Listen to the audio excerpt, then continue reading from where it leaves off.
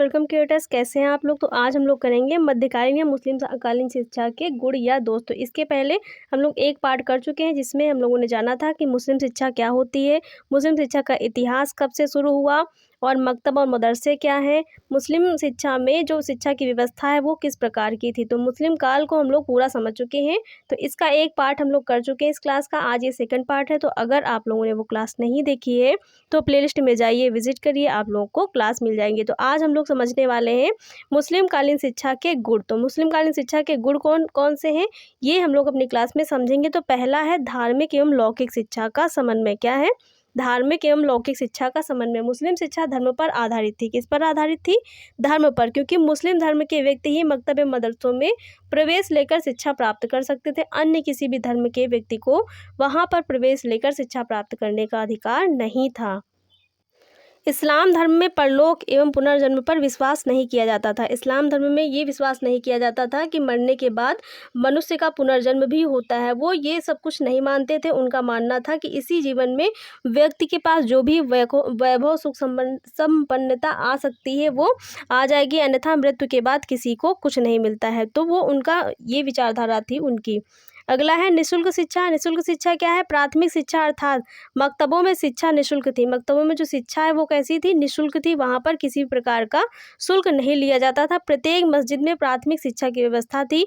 जो मस्जिदें थी उनमें क्या थी? प्राथमिक शिक्षा की व्यवस्था थी। प्राथमिक रूप से बच्चे को लिखना पढ़ना सिखाया जाता था। जहाँ नज़दीकी तथा पास पड़ोस में रहने वाले छात्र मकतब में निःशुल्क शिक्षा प्राप्त करते थे। और जो प्राथमिक शिक्षा के साधन थे वहाँ पर क्या था? वहाँ पर जो आस पड़ोस के रहने वाले छात्र हैं वो मकतब में जाकर के निःशुल्क शिक्षा प्राप्त करते थे। अगला है पाठ्यक्रम में नवीन विषयों का समावेश। तो पाठ्यक्रम में नवीन विषयों का समावेश। मुस्लिम काल में धार्मिक शिक्षा के अतिरिक्त मदरसा में इतिहास, भूगोल, साहित्य, औषधि विज्ञान में ललित कलाओं की शिक्षा प्रदान की जाती थी। मतलब मुस्लिम काल में धर्म की शिक्षा के साथ साथ क्या था? मदरसों में इतिहास की अन्य विषय जो है इतिहास, भूगोल, साहित्य, औषध विज्ञान और ललित कलाओं की शिक्षा भी प्रदान की जाती थी। अगला है व्यक्तिगत शिक्षण विधि। तो व्यक्तिगत शिक्षण विधि क्या है? मुस्लिम शिक्षा में छात्रों पर व्यक्तिगत ध्यान दिया जाता था। व्यक्तिगत रूप से ध्यान दिया जाता था जिससे प्रत्येक छात्र को अधिकतम विकास करने का अवसर मिले। मतलब जो मुस्लिम शिक्षा है उसमें व्यक्तिगत रूप से छात्रों पर ध्यान देकर उनको पढ़ाया जाता था। अगला है राज्य का संरक्षण। तो राज्य का संरक्षण क्या है? मुस्लिम काल में शासकों में धार्मिक प्रचार के लिए संस्थाएं खोली और मकतब और मदरसों पर होने वाले समस्त व्यय की पूर्ति शासन द्वारा किया जाता था। मतलब राज्य का संरक्षण था कि जो भी शिक्षण के संस्थान मकतब या मदरसे थे उनके जो संचालन का खर्च आता था वो किसके द्वारा दिया जाता था? वो प्रशासन के द्वारा दिया जाता था। तो इस प्रकार से उनको राज्य का संरक्षण प्राप्त था। और अगला है इतिहास लेखन की परंपरा का विकास। तो इतिहास लेखन की परंपरा का विकास। मुस्लिम काल में विद्वानों द्वारा इतिहास लेखन की परंपरा का विकास हुआ। प्रायः बड़े शासन के समय उस काल का इतिहास लिखा गया जो कि अमूल्य धरोहर है। मतलब बड़े शासन के काल के से मुस्लिम काल में जो बड़े बड़े राजा आए, बड़े बड़े राजाओं ने राज किया, उनका जो इतिहास है वो लिखा गया। जैसे कि अकबर का इतिहास, इन सब का इतिहास जो है लिखा गया, जो आज तक भी हमारे पास संरक्षित है और वो एक अमूल्य धरोहर जिससे हम लोग उनका इतिहास जान सकते हैं। तो इतिहास लेखन की परंपरा का विकास भी मुस्लिम काल में था। तो अब हम लोगों ने गुण समझ लिए, तो अब समझते हैं कि मुस्लिम कालीन शिक्षा के दोष क्या हैं। तो मुस्लिम कालीन शिक्षा में कुछ गुण भी थे और कुछ दोष भी थे। तो दोष कौन कौन से हैं वो भी समझते हैं। पहला है सार्वजनिक शिक्षा का अभाव। सार्वजनिक शिक्षा का अभाव क्या है? मुस्लिम काल में ना तो अनिवार्य शिक्षा थी, ना सबके लिए सुलभ थी। मतलब मुस्लिम काल में जो शिक्षा थी वो सबके लिए नहीं थी। केवल मुस्लिम वर्ग के लोग जो हैं मकतब और मदरसों में जा कर के बिस्मिल्लाह के द्वारा प्रवेश ले सकते थे और वहाँ शिक्षा ग्रहण कर सकते थे, और किसी भी वर्ग या जाति का व्यक्ति वहाँ पर प्रवेश नहीं ले सकता था। तो शिक्षा जो है वो सार्वजनिक नहीं थी। जिसका बिस्मिल्लाह संस्कार हो गया हो, और बिस्मिल्लाह संस्कार केवल इस्लाम धर्म मानने वालों का ही होता था, और जिसका बिस्मिल्लाह होता था केवल वही मकतब में प्रवेश करता था, और अन्य कोई व्यक्ति भी बिस्मिल्लाह के बिना वहाँ पर प्रवेश नहीं ले सकता था। और बिस्मिल्लाह किसका होता था? केवल मुस्लिमों का होता था। अगला है धार्मिकता पर विशेष बल। तो धार्मिकता पर विशेष बल क्या है? मुस्लिम धर्म में शिक्षा का उद्देश्य इस्लाम धर्म की शिक्षा देना प्रमुख था। मतलब मुस्लिम धर्म में क्या था? जो बिस्मिल्लाह करके मकतब में आता था उसे इस्लाम धर्म की शिक्षा दी जाती थी। इस्लाम की कुरान की आयतें रटाई जाती थी, कुरान के बारे में बताया जाता था। इसमें कुरान व शरीयत की शिक्षा अनिवार्य थी। अगर कोई भी व्यक्ति वहाँ पर प्रवेश लेता है तो उसे कुरान और शरीयत की जो भी है उसकी शिक्षा अनिवार्य रूप से ग्रहण करनी पड़ती थी। अगला है स्त्री शिक्षा की अवहेलना। तो स्त्री शिक्षा की अवहेलना, समाज में पर्दा प्रथा होने के कारण स्त्रियों को शिक्षा प्रदान करने की कोई व्यवस्था नहीं थी। जो मुस्लिम समाज है उसमें क्या है? उसमें पर्दा प्रथा होती। तो पर्दा प्रथा के कारण जो मुस्लिम समाज की स्त्रियां हैं उनकी शिक्षा के लिए कोई व्यवस्था नहीं थी। केवल छोटी उम्र की जो बालिकाएं थीं वो मकतब में जा कर के पढ़ना लिखना सीख सकती थी। इसके अलावा उनके लिए कोई भी शिक्षा की व्यवस्था नहीं थी। केवल जो उच्च और धनिक शाही घराने की बालिकाएं हैं उनके घरों में जाकर के जो मौलवी या उस्ताद होते थे उनको व्यक्तिगत रूप से शिक्षा प्रदान करते थे। वो किसी भी मकतब या वो किसी भी मदरसा में जाकर के शिक्षा प्राप्त नहीं कर सकती थी। उच्च शिक्षा संस्थान में जाकर उनको शिक्षा प्राप्त करने का अधिकार नहीं था। अगला है शिक्षा केंद्रों का अस्थायित्व। तो शिक्षा केंद्रों का अस्थायित्व क्या है?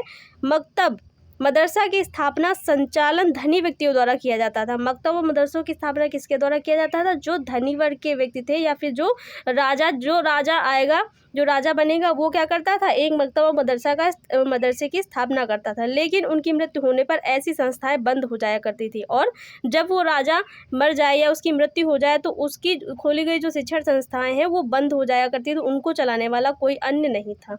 तो ये है कि शिक्षा संस्थाओं का अस्थायित्व था। एक बार जो शिक्षण संस्था खुल गई है वो तब तक चलेगी जब तक वो चलाने वाला उसको है। जब तक वो चलाने वाला है तब तक चलेगी, अन्यथा उसकी मृत्यु के बाद वो शिक्षण संस्था बंद हो जाती थी, उसको बंद कर दिया जाता था, फिर से एक नई शिक्षण संस्था खोली जाती थी।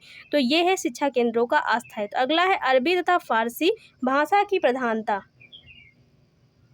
अरबी और फारसी भाषा की प्रधानता क्या है? मुस्लिम कालीन शिक्षा में अरबी तथा फारसी भाषा को प्रधानता दी गई। मतलब जो मुस्लिम काल है उसमें अरबी और फारसी भाषा में ही क्या होता है? शिक्षा दी जाती है। हिंदी और अन्य भाषाओं की अवहेलना की गई जिससे सामान्य जनता शिक्षा की ओर आकृष्ट नहीं हुई, क्योंकि जो मुस्लिम धर्म है उसमें केवल उसी धर्म की जो भाषा है अरबी और फारसी भाषा है, जिसमें जो कुरान की आयतें लिखी हुई हैं केवल उसी भाषा में शिक्षा प्रदान की गई। हिंदी या अन्य भाषाओं का प्रयोग नहीं किया गया, जिसके कारण जो सामान्य जनता है वो मुस्लिम धर्म की शिक्षा के प्रति आकर्षित नहीं हुई। उनकी कोई भी रुचि मुस्लिम धर्म की शिक्षा को ग्रहण करने में नहीं थी। अब समझते हैं कि वैदिक कालीन शिक्षा और मध्यकालीन शिक्षा में क्या अंतर है। तो अभी तक हम लोगों ने मुस्लिम कालीन शिक्षा के गुण और दोष जान लिया। समझते हैं कि वैदिक कालीन शिक्षा और मध्यकालीन शिक्षा में अंतर क्या है, वैदिक काल में किस प्रकार की शिक्षा थी और मध्यकाल में किस प्रकार की शिक्षा थी। तो पहला है प्राचीन शिक्षा धार्मिक होते हुए आध्यात्मिक थी। जो प्राचीन वैदिक कालीन शिक्षा थी वह कैसी थी? धार्मिक और आध्यात्मिक थी। अध्यात्म पर ज़्यादा बल दिया जाता था, मोक्ष प्राप्ति के लिए ही ज़्यादा बल दिया जाता था। अगला है इसमें मध्यकाल में क्या है? मध्यकालीन शिक्षा धार्मिक तो थी लेकिन आध्यात्मिकता का अभाव था। इसमें आध्यात्मिकता का अभाव था, आध्यात्मिकता जैसी कोई बात नहीं थी। ये केवल धर्म पर आधारित थी। कौन? मुस्लिम शिक्षा। वैदिक शिक्षा में वाद विवाद एवं शास्त्रार्थ विधियां प्रचलित थी। वैदिक शिक्षा में क्या था? वाद विवाद करवाया जाता और शास्त्रार्थ करवाया जाता था। मुस्लिम शिक्षा में वाद विवाद एवं शास्त्रार्थ विधि का अभाव था। मुस्लिम शिक्षा में किसी भी प्रकार का वाद विवाद या शास्त्रार्थ नहीं करवाया जाता था, जबकि वैदिक युग में क्या था? वैदिक युग में वाद विवाद और शास्त्रार्थ करवाया जाता। मतलब जो भी शास्त्र जिसको याद होता था वो अपने शास्त्र के बारे में बताता था और सामने वाला दूसरे शास्त्र के बारे में बताता था। तो ये वैदिक और मुस्लिम कालीन शिक्षा की विशेषताएं थी। अगला है वैदिक काल में राजा प्रजा धनी निर्धनों के बालक एक ही स्थान पर शिक्षा ग्रहण करते थे। वैदिक काल में क्या था? वैदिक काल में जो राजा के बेटे होते थे या प्रजा या भी धनी वर्ग के जो भी बालक होते थे वो सब एक ही स्थान पर बैठकर गुरु से शिक्षा ग्रहण करते थे। लेकिन जो मध्यकाल है उसमें क्या था? मध्यकाल में शहजादों व रईसजादों के घर पर ही शिक्षा की व्यवस्था होती थी। जो मध्यकाल है उसमें क्या था? जो मध्यकाल है जो बड़े बड़े राजा के लड़के होते थे, बहुत बड़े बड़े धनी वर्ग के घराने के बच्चे होते थे, उनके घर पर ही जो मौलवी होते थे, उस्ताद होते थे, उनके घर पर ही जाकर पढ़ाते थे। वो किसी शिक्षण संस्थान में जाकर के शिक्षा ग्रहण नहीं कर सकते थे सबके साथ। तो ये वैदिक कालीन शिक्षा और मध्यकालीन शिक्षा का अंतर है कि वैदिक काल में समान रूप से एक साथ ग्रहण करते थे शिक्षा बैठकर, लेकिन जो मध्यकाल है उसमें व्यक्तिगत शिक्षा की व्यवस्था थी। अभी हम लोगों ने जाना व्यक्तिगत शिक्षा की व्यवस्था थी। वैदिक काल में शिक्षा गुरुकुल में दी जाती थी। वैदिक काल में शिक्षा कहाँ दी जाती थी? गुरुकुल में। तो ये सब हम लोग कर चुके हैं, आप लोगों को पता होगा बहुत अच्छे से। और मध्यकाल में शिक्षा कहाँ दी जाती थी? तो मुख्य केंद्र मदरसे थे और मकतब थे। तो मध्यकाल में शिक्षा कहाँ दी जाती थी? मदरसा और मकतब में दी जाती। तो अगर अंतर लिखने के लिए आएगा तो आप लोग ऐसे ही करेंगे। अंतर वाला जो क्वेश्चन है 5-6 नंबर का आता है लघु में, तो इतना अगर आप लोग कर देंगे तो आपको बहुत अच्छे नंबर मिलेंगे। आपके जो नंबर होंगे 3 से 4 वो कटने वाले नहीं हैं। अब समझते हैं कि आधुनिक शिक्षा प्रणाली पर मुस्लिम शिक्षा का क्या प्रभाव पड़ा। तो जो आधुनिक शिक्षा प्रणाली है, जो इतने समय की जो शिक्षा प्रणाली है, जो इस समय शिक्षा प्रणाली चल रही है, उस पर मुस्लिम शिक्षा का क्या प्रभाव पड़ा है, तो ये समझते हैं। पहला है भौतिक समृद्धि और संपन्नता का उद्देश्य। भौतिक समृद्धि और संपन्नता का उद्देश्य। मध्य युग में शिक्षा को समृद्धि का भी एक आधार माना गया। जो मध्य युग है उसमें शिक्षा किस लिए दी गई? माना जाता था कि स्वर्ग और वो पुनर्जन्म और परलोक जैसी कोई धारणाएं वो लोग नहीं मानते थे। वो मानते थे कि इसी जन्म में जो भी सुख सुविधाएं प्राप्त करनी है वो कर लो, मरने के बाद किसी को कुछ नहीं मिलता है। तो वो लोग क्या करते थे? शिक्षा को समृद्धि का एक साधन मानते थे। वह आधुनिक शिक्षा के समृद्धि, सुख सुविधा और संपन्नता का एक सशक्त आधार मानी जाती है। तो इस विशेषता को आधुनिक युग में अपनाया गया है, जो सुख समृद्धि व संपन्नता का एक सशक्त आधार मानी जाती है। तो ये मुस्लिम कालीन शिक्षा का जो प्रभाव है वो आधुनिक शिक्षा पर पड़ा है। अगला है विदेशी भाषा का प्रयोग। तो विदेशी भाषा का प्रयोग इसमें क्या बताया गया? मध्य युगीन शिक्षा व्यवस्था में शिक्षा का माध्यम विदेशी भाषाएं थी। जो मध्यकाल की शिक्षा व्यवस्था है उसमें जो शिक्षा का माध्यम वो कौन सी भाषाएं थी? अरबी, फारसी। तो ये कौन सी भाषा है? विदेशी भाषाएं। आधुनिक युग में अंग्रेजों ने भी विदेशी भाषा अर्थात अंग्रेजी के प्रयोग को प्रोत्साहित किया। और आधुनिक युग में जब अंग्रेज आए तो उन्होंने भी क्या कहा? उन्होंने स्वदेशी भाषा को ना अपनाकर विदेशी भाषा के प्रयोग पर बल दिया, उनको उसके लिए प्रोत्साहित किया। तो ये भी प्रभाव है। अगला है शिक्षा व्यवस्था में राज्य के हस्तक्षेप की शुरुआत। शिक्षा व्यवस्था में किसके हस्तक्षेप की शुरुआत हो गई? तो राज्य के। राज्य क्या करने लगा? उस पर नियंत्रण करने लगा। तो मध्ययुगीन शिक्षा व्यवस्था पर राज्य का पूरा नियंत्रण था। अंग्रेजी शासनकाल में भी राज्य शिक्षा व्यवस्था पर पूरा नियंत्रण था। मध्ययुगीन शासनकाल में क्या था? जो राजा थे वो शिक्षण संस्था चलाते थे। शिक्षण संस्थाओं का संचालन कौन करता था? राजा करते थे। उनकी मृत्यु के बाद वो शिक्षण संस्था बंद कर दी जाती थी। तो ये हस्तक्षेप है। मतलब जो राज्य है वो क्या करता था? शिक्षण संस्थाएं खोलता था और बंद करता था।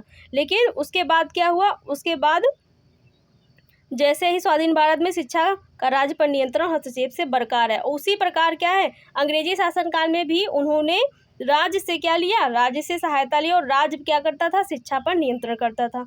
अगला है निःशुल्क शिक्षा की व्यवस्था एवं छात्रवृत्तियों का प्रावधान। तो निःशुल्क शिक्षा की व्यवस्था और छात्रवृत्तियों का प्रावधान क्या है?